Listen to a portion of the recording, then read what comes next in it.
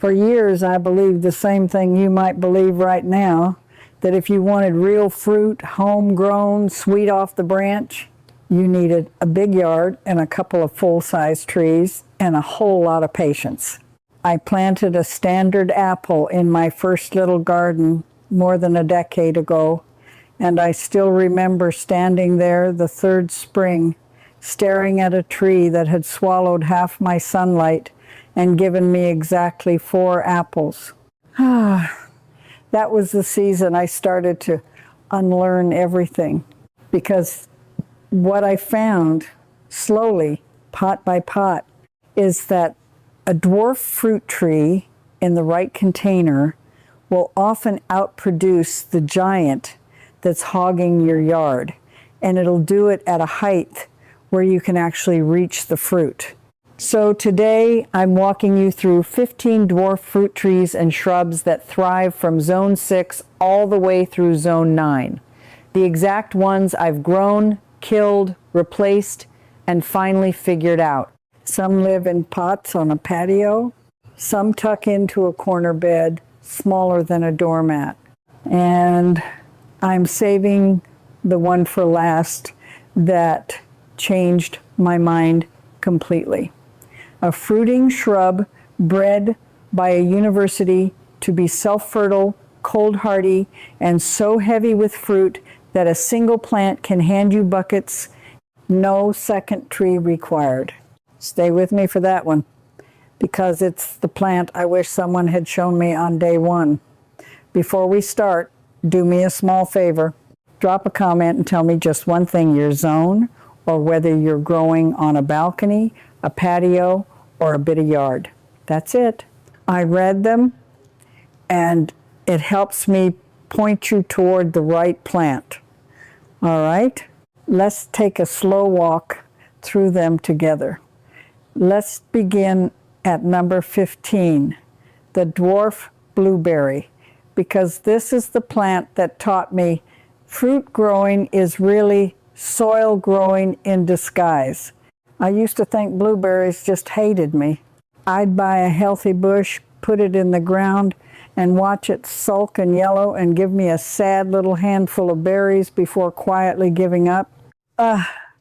What I didn't understand is that blueberries are one of the pickiest plants in the garden about one single thing, soil acidity. They want a soil pH between 4.5 and 5.5, which is far more acidic than almost anything else you grow. In ordinary garden soil, they physically cannot pull iron out of the ground, so the leaves go pale and the plant slowly starves in the middle of plenty, and that is exactly why a pot changes everything. In a container, you control the soil completely. I grow dwarf varieties like Top Hat and Sunshine Blue in a 15-gallon pot filled with a mix made for acid-loving plants. Think a peat-heavy blend with plenty of pine bark. Top Hat stays under 2 feet tall and still sets a genuinely surprising number of berries for its size. I water it with the goal of keeping that soil damp but never soggy, and I feed it an acidic fertilizer meant for azaleas. Sunshine Blue has another quiet gift. It's partly self-fertile, so you can get fruit from just one plant, though 2 will always give you more. The berries taste like summer concentrated. But the real reason blueberries earn a spot here is that gorgeous fall foliage, which brings me to a plant most people never think to grow in a pot at all. At number 14, the dwarf fig, and this one broke a belief I'd carried for years, that figs were a warm climate luxury I had no business trying. I assumed I'd need a greenhouse. I was wrong. And the reason is beautifully simple. Many figs don't need a pollinator at all. Common fig varieties set fruit without any pollination, a trick called parthenocarpy, which just means the plant makes fruit on its own with no partner and no insect visit required. That's why one little tree on a patio can feed you. Varieties like Little Miss Figgy or Petite Nigra stay around 3 to 4 feet and fruit while they're still small. I grow mine in a 20-gallon pot, and here's the part that surprised me most. Figs actually fruit better when their roots feel a little crowded. A snug container nudges the plant to stop growing leaves and start growing figs. In zones 6 and 7, the trick is that a potted fig can be wheeled into an unheated garage or shed once it drops its leaves and goes dormant, sleeping through the cold until spring. In zones 8 and 9, it can often stay outside all winter. I water deeply when the top inch of soil dries, and I've learned not to panic over a few yellow leaves in a heat wave. Figs are tougher than they look. What they're not, though, is the most ornamental fruit on this list. For that, we go to a plant that looks like it belongs in a painting. Number 13 is the dwarf pomegranate, and I'll be honest, I first bought one purely because it was pretty, never expecting to eat a thing. The variety called Nana grows barely 2 to 3 feet tall and covers itself in these vivid orange-red trumpet flowers all summer long. I thought it was decorative and nothing more. Then it handed me small, glossy fruit, and I realized I'd underestimated it completely. Here's the science that makes it such a good container plant. Pomegranates evolved in hot, dry regions, so they are genuinely comfortable with heat, and they don't want constantly wet feet. That makes them forgiving for the busy grower who forgets a watering. I keep mine in a 10 to 15 gallon pot in a gritty, fast-draining mix and give it the sunniest spot I have, because sun is what powers both the flowers and the fruit. Nana is self-fertile, so one plant does the whole job. The dwarf fruits are smaller and more tart than grocery store pomegranates, wonderful for garnishing or juicing. In colder zones, it drops its leaves and rests for winter, and like the fig, it appreciates shelter in an unheated space when the deep freeze comes. It's proof that a plant can be beautiful and useful at once, but the next one taught me the opposite lesson, that the humblest looking shrub can be the most generous. At number 12, the dwarf mulberry. And this is a plant almost nobody talks about, which is a shame, because it quietly rewrote my idea of what a small fruiting shrub could do. I always pictured mulberries as enormous, messy trees that stained the whole driveway. What I didn't know is that a dwarf ever-bearing mulberry can be kept as a tiny 4 to 6 foot shrub in a pot, and the word ever-bearing is the whole secret. It doesn't fruit once and stop. It keeps ripening berries a little at a time over many weeks. The reason that matters is retention of harvest, so to speak. A single flush of fruit means you either eat it all in 3 days or lose it. A steady trickle means fresh berries on your cereal for a month or more. I grow mine in a 20-gallon pot with regular quality potting mix and steady water, because unlike the pomegranate, mulberries like to stay evenly moist. It's self-fertile, needs no partner, and it fruits on new growth, which means you can prune it hard to keep it small, and it forgives you completely and fruits anyway. Birds love it, so I've learned to drape a light net when the berries color up. But mulberries want warmth and water, so what about the grower who wants something tart, cool-loving, and productive in a truly tiny footprint? That's the next one. Number 11 brings us to the dwarf, gooseberry, and currant. And these two shrubs finally solved a problem I'd struggled with for years, what to grow in the shady corner where nothing fruited.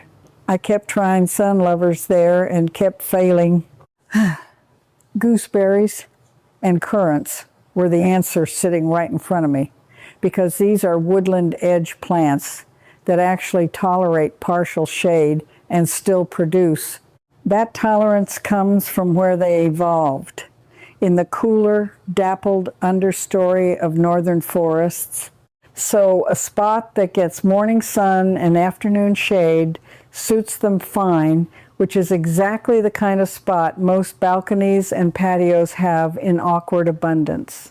I grow them in 10 to 15 gallon pots, keep the soil cool with a layer of mulch on top, and water consistently, since they resent drying out. A single gooseberry bush can give you several pounds of tart, translucent berries perfect for cooking, and currants red, white, or black hang in little jeweled strings that are as pretty as they are useful. They're naturally compact, usually 3 to 4 feet, and they fruit young. This is comfort zone gardening, low drama, high reward. But I want to pause here, because if you've been listening and thinking that all of this pot talk doesn't apply to you, that you've already got a real garden, or that you're too new to try, the next one is specifically for you. At number 10, the dwarf apple. And this is where I want to speak directly to two people at once. The experienced gardener with an in-ground plot who thinks containers are a downgrade, and the nervous beginner who's afraid a fruit tree is too advanced.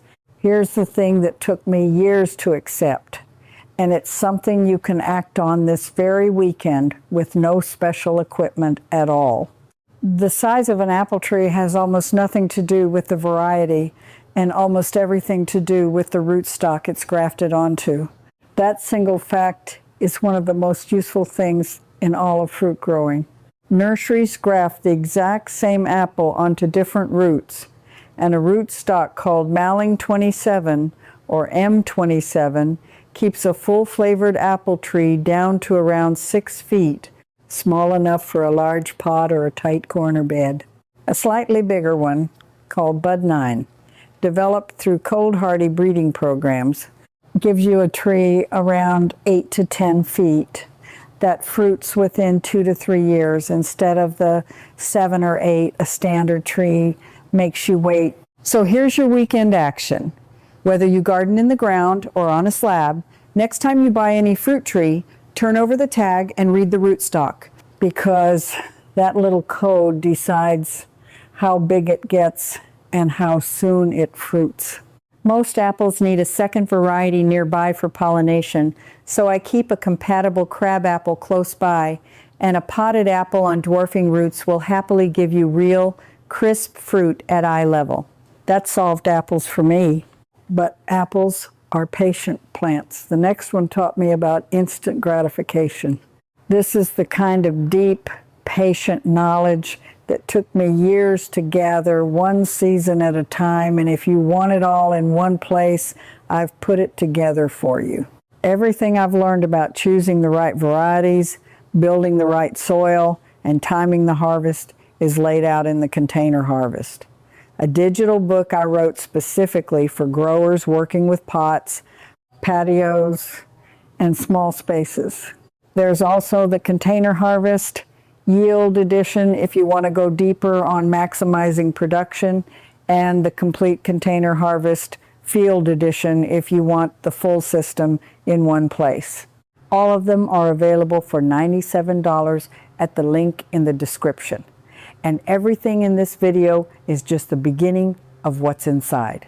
But let's get back to the list, because the next few plants are where things really start to surprise people.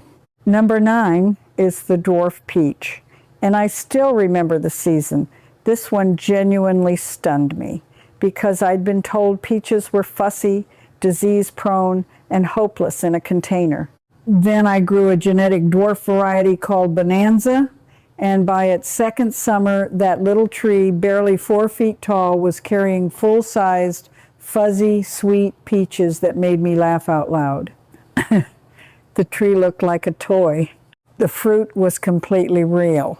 Genetic dwarf peaches are different from grafted dwarfs. They're naturally genetically small, with short spaces between their leaves, which packs the whole tree into a dense, rounded shape only 3 to 5 feet tall. That compactness is what makes them perfect for a large pot, ideally around 15 to 20 gallons. Peaches are self-fertile, so one tree fruits on its own. And here's a bonus most people miss. Because it lives in a pot, you can move it under an eave during the wettest weeks of spring. which helps you dodge the fungal leaf curl disease that ruins so many in-ground peaches. I feed mine well because peaches are hungry, and I thin the young fruit ruthlessly, pulling off the extras so the branch isn't overwhelmed, which gives me fewer but far larger, sweeter peaches. It felt almost too easy. And its close cousin, the next plant, is, if anything, even better suited to a pot. At number 8, the dwarf nectarine, which is really a peach without the fuzz. And I include it separately because growing one alongside a dwarf peach taught me something about how these little trees carry their weight. A genetic dwarf nectarine, like Nectar Babe or Nectar Z, stays in that same 3 to 5 foot range and lives happily in a 15 to 20 gallon pot. The smooth skin means the fruit is even more prone to being loved by every passing bird and bug, so the container advantage is huge. You can position it right by a door where you'll notice trouble early. The real lesson these dwarf stone fruits taught me is about branch strength. Because the whole tree is compact, a single branch can end up holding a shocking amount of fruit. And I've had branches bow nearly to the ground, so I learned to thin the fruit when it's still marble-sized, spacing what remains a hand's width apart. It feels wrong to pull off healthy baby fruit, I know, but the tree can only pour so much sugar into its crop, and fewer fruits means each one gets a bigger share. Nectarines are self-fertile too, so one is all you need. They want full sun, deep but infrequent watering, and a good feeding through the growing season. These are the plants that make a patio smell like an orchard. But if you garden where winters bite hard, in Zone 6 especially, you might be wondering which of these truly shrugs off the cold, and the next one is built for exactly that. Number 7 is the bush cherry, and I mean the sour or tart types grown as shrubs rather than trees. And this plant quietly humbled me. I'd always assumed cherries meant a towering tree, a ladder, and netting the size of a circus tent. Then I met the shrub-formed tart cherries, and I realized you could grow real cherries at shoulder height in a bed the size of a bath mat. The science here is about form and hardiness. These are naturally shrubby cherries, staying around 4 to 6 feet, and many of the best are extraordinarily cold tough, comfortable well into the coldest parts of Zone 6 and beyond. Most tart cherries are self-fertile, so a single bush fruits alone. And tart doesn't mean sour. Only many modern varieties are sweet enough to eat fresh once, fully ripe and spectacular in a pie. I grow mine in a 20-gallon pot or a small corner bed with full sun and steady moisture. They fruit young, often by the 3rd year, and the shrub shape means every cherry is within easy reach, no ladder, no fear. This plant pointed me straight toward my number 1, which comes from the same family and the same brilliant breeding idea. But before we get there, 4 more, and the next one solves the classic small space heartbreak of the pear. At number 6, the dwarf pear, and this one corrected a stubborn assumption I held that pears were simply too big and too slow for anyone without acreage. What flipped it for me was learning that pears, like apples, are tamed by their rootstocks specifically. Grafting a pear onto quince roots dramatically shrinks the tree, and just as importantly, makes it fruit years sooner. A pear on quince rootstock can be kept around 8 to 10 feet, and with pruning, even smaller against a wall or in a large pot. That early fruiting matters more than people realize, because a standard pear can make you wait the better part of a decade, and most of us don't want to lose a decade to a tree that might not suit us. On dwarfing roots, you're often eating pears in 3 to 4 years. Most pears need a second compatible variety nearby for pollination. So I keep two different ones close together, and in a small space you can even train them flat against a fence in a form called espalier, which turns a productive tree into living artwork that takes up almost no depth at all. I give mine deep watering and a yearly feed, and I've found potted pears remarkably untroubled by pests compared to my other fruit. Pears reward patience with decades of harvests. But the next plant rewards patience in a season, and it comes with almost no thorns at all. Number 5 is the dwarf raspberry, and I resisted this one for years because every raspberry I'd ever grown turned into a thorny, sprawling thicket that tried to take over the whole bed. Then a compact, thornless variety bred specifically for containers sold under the name raspberry shortcake completely changed my relationship with this fruit. It grows as a tidy, rounded mound, only 2 to 3 feet tall and wide, with no stakes, no trellis, and no thorns to draw blood. The reason it stays so neat is that it was bred to have a naturally dwarf, self-supporting habit, so it doesn't send up the tall, floppy canes that make ordinary raspberries such a tangle. I grow it in a 5 to 10 gallon pot, which also does something the in-ground grower would envy at fences in the roots. Raspberries are notorious for spreading by underground runners and popping up 3 feet away, but in a pot, all that energy goes into fruit instead of escape. It wants full sun, consistent water, and a light yearly feeding. The berries are full-sized and sweet, right there at knee height for easy picking. It's the perfect balcony berry, and it convinced me that some of the best breeding of the last decade has gone into shrinking plants without shrinking the harvest.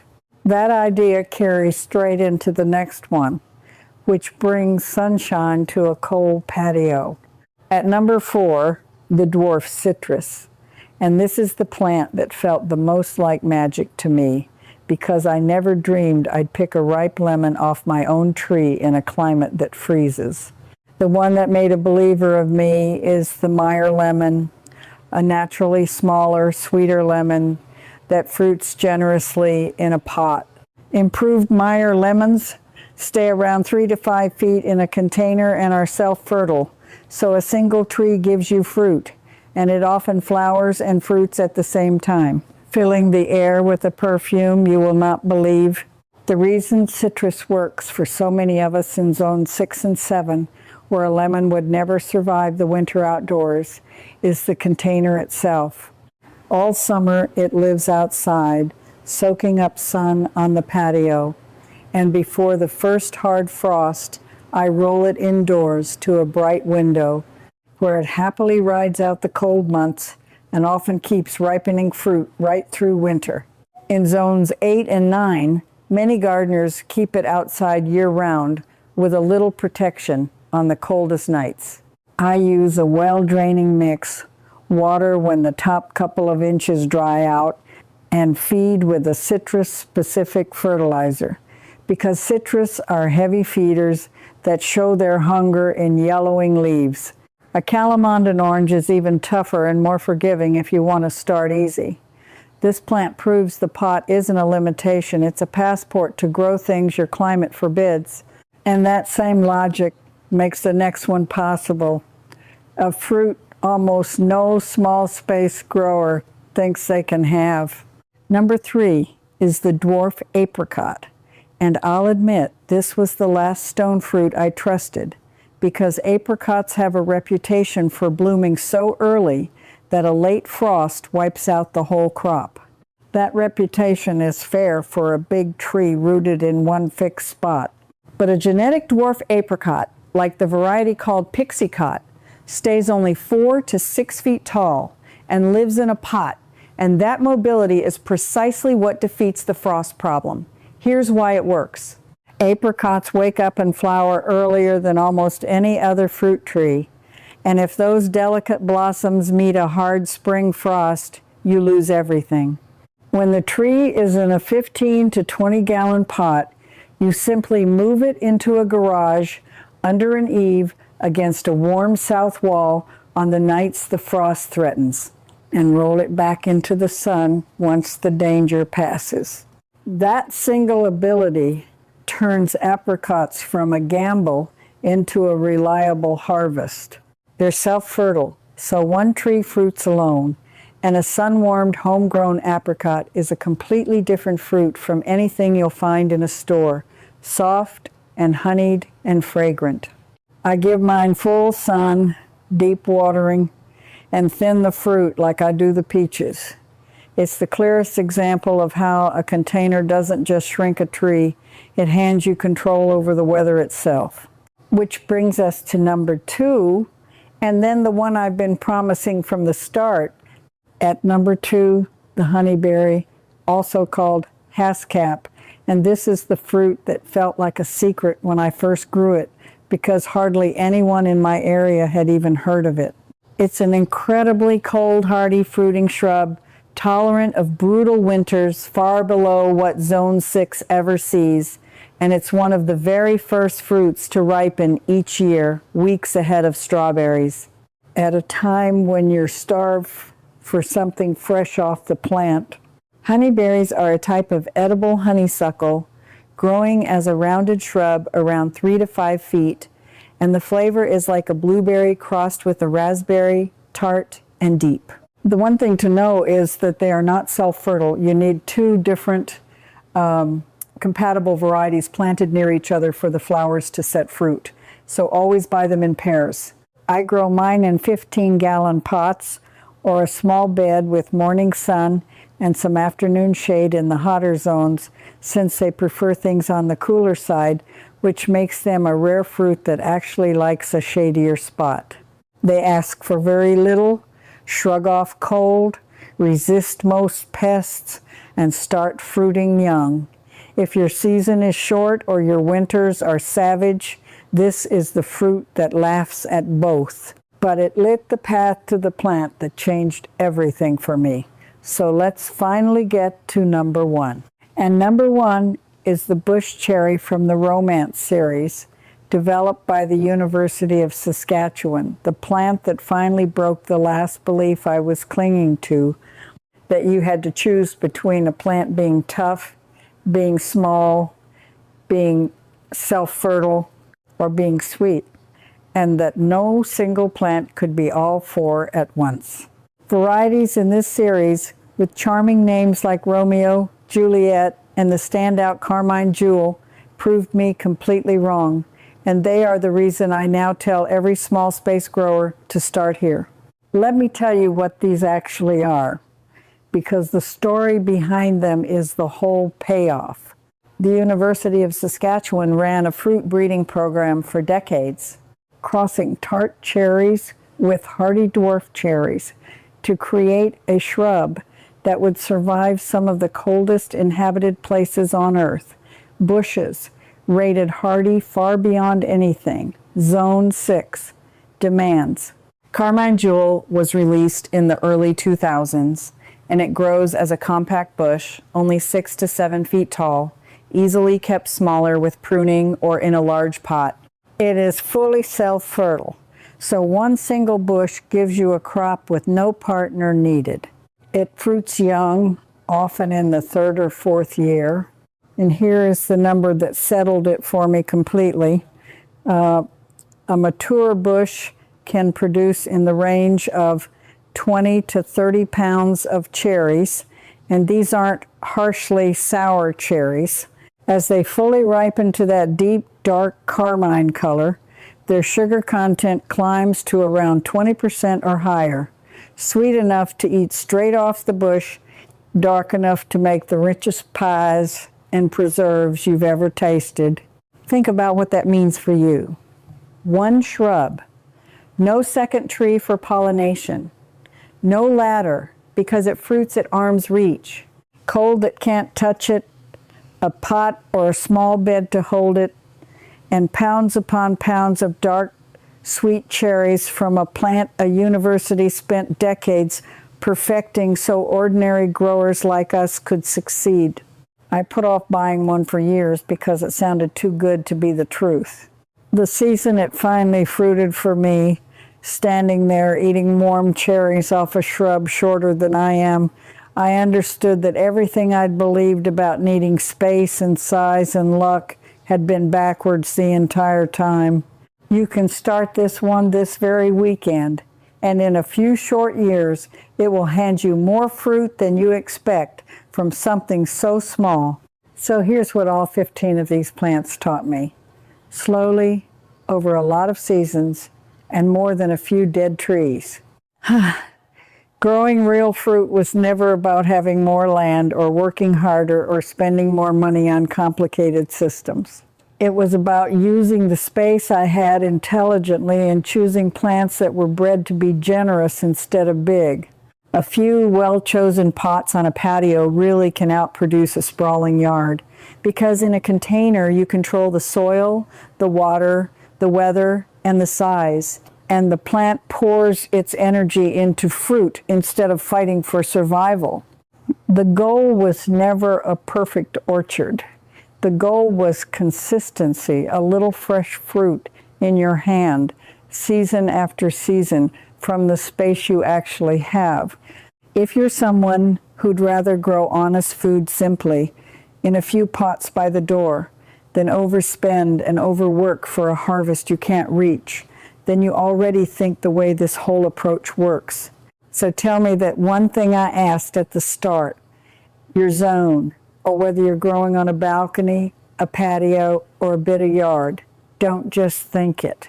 Actually, type it in the comments below, because I really do read them, and it helps me help you pick the right plant. If this way of growing feels like your kind of quiet, subscribe and grow, along with a community that's learning to get more from less, without the noise and the upsells. And next time, I'll show you the one mistake with potting soil that silently starves half the container. Fruit trees people plant, the fix costs almost nothing, and it's not what you'd guess. Until then, go easy and let something grow. I'm not stopping here. This video was just the beginning. Inside the small plot circle, I keep going, picking up right where I left off. You can ask me your own question, and I answer you myself. A real person, not a machine. And you won't be alone. You'll belong here with fellow container gardeners. Just point your phone's camera at the code on the screen, and you can cancel anytime. No risk. Now, imagine picking baskets of fruit right from your patio, even without a garden. In the next video, I'll show you 15 dwarf trees that thrive in simple containers. It's starting right here, so stay with me.